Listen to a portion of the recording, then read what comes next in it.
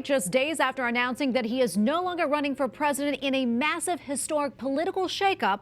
President Joe Biden will speak to America tonight about his decision to drop out of the election and what comes next. The speech, which is expected to start at 8 p.m. Eastern, comes as the race to take his job heats up. White House Correspondent Owen Jensen reports. Owen. Tracy, tonight President Joe Biden will speak from the Oval Office. Now, earlier, his press secretary took questions from reporters on what he'll be discussing. All this as Vice President Kamala Harris and GOP presidential nominee Donald Trump hit the road for more campaigning.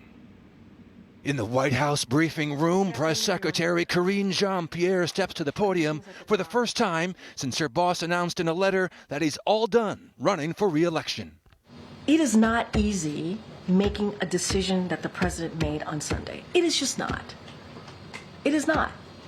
And as you all reported, it is historic.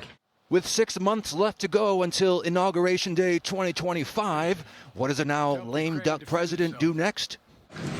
We don't see ourselves as a lame duck president at all. In this period of time, this is a president that has been incredibly successful, and he's going to do everything that he can to continue to fight for the American people.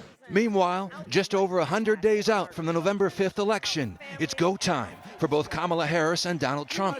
Today in solidly Republican Indiana, the vice president addressing a key Democratic constituency as their campaign sees advantages with female, Black, Latino, Asian, and younger voters.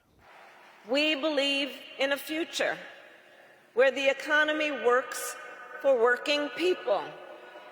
That is why we forgave student loan debt for more than 5 million Americans. Harris speaking at a gathering of the historically black sorority Zeta Phi Beta in Indianapolis. We are finally making it so that medical debt can no longer be used against your credit score. And former President Trump nearly gunned down not even 2 weeks ago at a campaign rally in Pennsylvania, holding his first public campaign rally since President Biden dropped out of the contest, stopping tonight in North Carolina and then Minnesota this coming weekend. Trump characterizing his Democratic opponent as, quote, the same as Biden, but much more radical.